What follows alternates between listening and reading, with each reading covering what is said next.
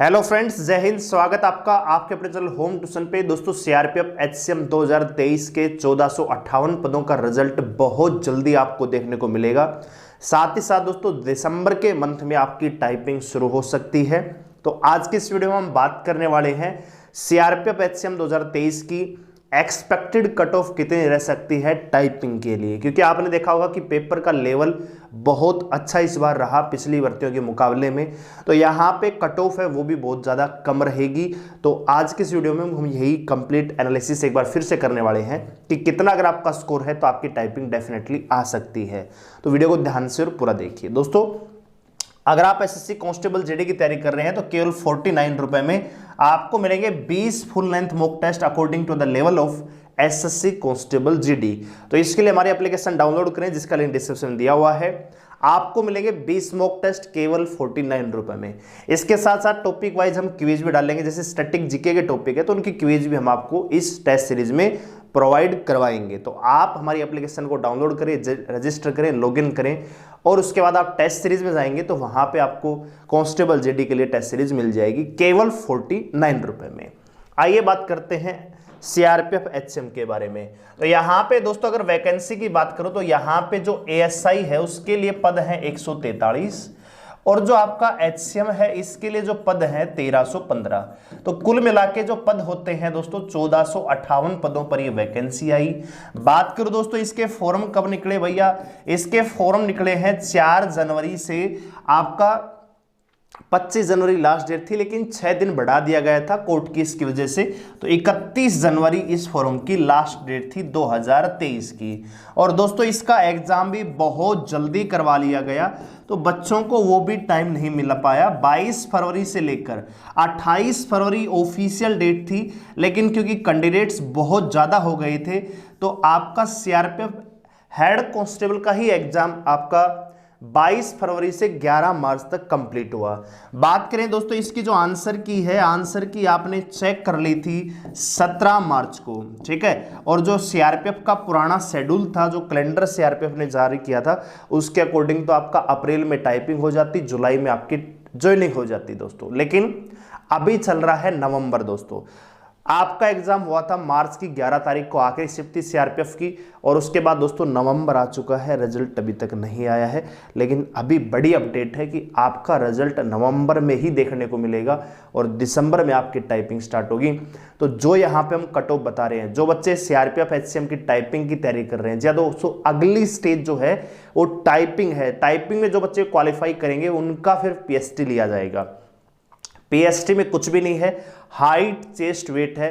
तो आपका जो मेन यहाँ पे इवेंट रहेगा वो टाइपिंग रहेगा। और सीआरपीएफ की टाइपिंग दोस्तों बहुत ज़्यादा हार्ड मानी जाती है। तो इसलिए अगर आपका इस रेंज में स्कोर है जो मैं यहाँ पे बताने वाला हूँ, तो आपको डेफिनेटली टाइपिंग की तैयारी और जोरों से कर देनी चाहिए, ताकि टाइपिंग में किसी भी कीमत पे आप डिस्क्वालीफाई ना हो। हालांकि टाइपिंग का कोई नंबर नहीं है, फाइनल मेरिट लिस्ट में इसका कोई लेना देना नहीं, लेकिन आपको क्वालिफाई करना जरूरी है दोस्तों, ठीक है।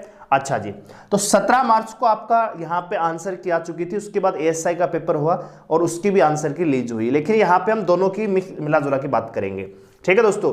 तो ये एक मोटा मोटा आपके पास डाटा है। अब दोस्तों बात करें यहाँ पे अटेंडेंस की, ठीक है।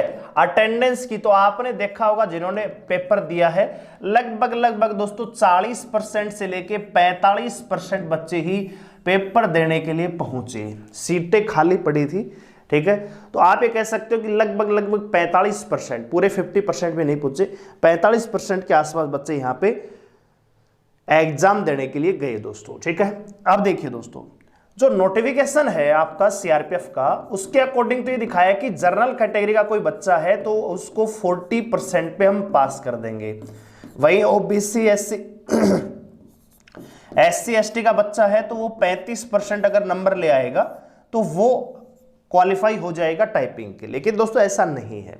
हमने सीआईएसएफ एचसीएम में देखा तो क्या वहां पे भी कट ऑफ, आप उसमें भी ये मेंशन था कि 40% पे आपका जनरल वाला, 35% पे ओबीसी वाला क्वालिफाई हो जाएगा। नहीं दोस्तों, इसका मतलब है कि ओवरऑल आपके पेपर में इतने नंबर होने चाहिए तो आप अगली स्टेज के लिए रिकमेंड किए जा सकते हैं, ठीक है दोस्तों।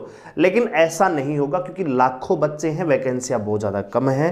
तो इस बार मेरिट बनेगी, ना कि आपका 40% पे टाइपिंग आएगा। ठीक है, तो ऐसा बिल्कुल नहीं होगा। तो टाइपिंग के लिए दोस्तों मेरा ये मानना है, फॉर टाइपिंग मेरा ये मानना है दोस्तों कि हो सकता है कि 20 गुना से लेके 25 गुना विद्यार्थी आपके टाइपिंग के लिए बुलाए जा सकते हैं।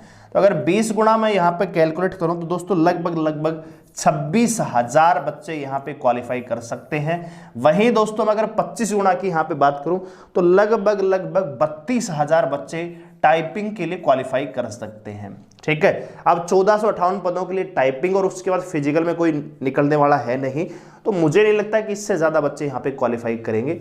लगभग 20 गुना आप मान के चलिए, मेन डाटा यही है दोस्तों। 26,000 बच्चे यहाँ पे क्वालिफाई कर सकते हैं एग्जाम को। ठीक है, अब बात करते हैं दोस्तों आपने जो पेपर दिया है उसका एग्जाम पैटर्न क्या था। तो दोस्तों आपसे 4 सब्जेक्ट पूछे गए। सबसे पहले मैथ पूछा गया, रीजनिंग, ठीक है, मैथ रीजनिंग आपसे पूछा गया, जीके जीएस आपसे पूछी गई, और इसके बाद दोस्तों हिंदी या इंग्लिश में से आपको एक करना था। ये चारों ही सब्जेक्ट दोस्तों आपके इक्वल क्वेश्चंस और इक्वल नंबर के थे। 25-25 क्वेश्चन के पूछे गए और 25-25 नंबर में ही आए। 100 क्वेश्चन आए, 100 नंबर का पेपर हुआ। 90 मिनट आपको मिले पेपर को सोल्व करने के लिए। 0.25% की यहाँ पे नेगेटिव मार्किंग थी। और आपने देखा दोस्तों मैथ का जो लेवल था इसमें एडवांस मैथ भी पूछा गया था। रीजनिंग में थोड़ी सी कैलकुलेटिव थी, जीके भी थोड़ी आसान नहीं थी दोस्तों। इसके अलावा हिंदी भी टेक्निकल थी। तो लगता है कि आपने भैया 70 का स्कोर कर दिया होगा, 75 का स्कोर कर दिया होगा। मैं ये मानता हूं कि 10% ही बच्चे ऐसे होंगे जिन्होंने 75 से ऊपर का स्कोर किया होगा। 10% भी बहुत ज्यादा डाटा है दोस्तों। ठीक है, तो मेरा क्योंकि नेगेटिव मार्किंग और पेपर का लेवल बहुत बढ़िया था दोस्तों इस बार सीआरपीएफ में। ठीक है, और दूसरी चीज तैयारी का टाइम उतना नहीं मिला। 4 जनवरी को नोटिस आया, 22 फरवरी से पेपर था भैया, लगभग सवा महीने। तो बच्चों को समझ में नहीं आया कि सिलेबस पूरा करें, कि रिवीजन करें, कि प्रैक्टिस करें। इतनी जल्दी एग्जाम ले लिया तो उस लेवल की तैयारी भी नहीं हो पाई और पेपर का लेवल बहुत अच्छा था। तो उसके आधार पे मैं बता रहा हूं कि आपकी टाइपिंग के लिए कट ऑफ क्या रह सकती है। ठीक है, टाइपिंग कट ऑफ। ठीक है, और दोस्तों ये मैं आपको बता रहा हूं, आपको रो स्कोर बता रहा हूं भैया, रा स्कोर आपका बता रहा हूं कि आपने आंसर की चेक की होगी और आंसर की के अकॉर्डिंग आपका जो स्कोर है उसके आधार पे आपकी जो हालांकि कट ऑफ बनेगी वो नॉर्मलाइजेशन के बाद बनेगी। लेकिन किस शिफ्ट में किस बच्चे के कितने नंबर बढ़े हैं वो हम डिसाइड नहीं कर सकते, वो सीआरपीएफ डिसाइड करेगी। तो हम यहां पे बता रहे हैं रो स्कोर। तो अगर आपका स्कोर जो मैं बता रहा हूं इसके आसपास है तो आपको टाइपिंग पे जोर लगा देना चाहिए। ठीक है, तो ध्यान देंगे। जनरल कैटेगरी की में हम बात करेंगे, OBC category, EWS, SC, ST. ठीक है, तो यहां पे अगर मैं बात करूं जनरल कैटेगरी, अगर आपके नंबर बन रहे हैं 50 से 53, जी हाँ दोस्तों, क्योंकि जब नॉर्मलाइजेशन होगा ना तो 50 से 53 वाला यही बच्चा आपको 60 से 63 पे मिलेगा। ठीक है, टाइपिंग के लिए। ओबीसी कैटेगरी की बात करूं तो लगभग 48 से 50 नंबर पे कट ऑफ रह सकती है। वहीं ईडब्ल्यूएस की बात करें तो 47 से 49 नंबर। एससी कैटेगरी दोस्तों लगभग 43 से 45, और एसटी कैटेगरी में दोस्तों लगभग 41 से 43 के आसपास आपकी कट ऑफ वेरी कर सकती है। तो अगर आपका स्कोर इस रेंज में है तो दोस्तों आपको टाइपिंग शुरू कर देनी चाहिए, क्योंकि लगता है बच्चों को, जिन्होंने, कुछ बच्चे तो ऐसे होंगे जिन्होंने आंसर की चेक ही नहीं की होगी, अंदाजे से बताते मेरा इतना बन जाएगा। भैया जब पेपर देते हैं ना और पेपर देख के होल से निकलते हैं तो लगता है माइंड में कि यार मेरे 75 सही हो सकते हैं, 80 नंबर तो आ ही जाएंगे। अच्छा, ट्रेन में बैठते हैं, घर पहुंचते हैं तो आपका जो 80 स्कोर है वो 70 पे आ जाता है, और जो एक्चुअल आंसर की चेक करते हैं तो दोस्तों 70 वाला जो स्कोर है वो 65 पे आ जाता है। क्योंकि ऑनलाइन पेपर में आधे तो हमें क्वेश्चन याद नहीं रहते, लगता है कि मेरा सही है लेकिन वो एक्चुअल में गलत होता है दोस्तों। ठीक है, तो ये आपका स्कोर रह सकता है, टाइपिंग के लिए रो स्कोर है। अब हो सकता है कि नॉर्मलाइजेशन में ये 48 वाला 58 पे चला जाएगा, 60 पे चला जाएगा या 55 पे रह जाएगा। तो ये रो स्कोर है कि अभी आपका अगर स्कोर इतना है तो आपको टाइपिंग की प्रिपरेशन कर लेनी चाहिए दोस्तों। ठीक है, तो टाइपिंग में क्या क्या आपसे पूछा जाएगा, किस प्रकार से स्ट्रोक्स काउंट होंगे, कितनी % मिस्टेक है, वो सारी चीज़ें हम एक वीडियो में डिस्कस करेंगे।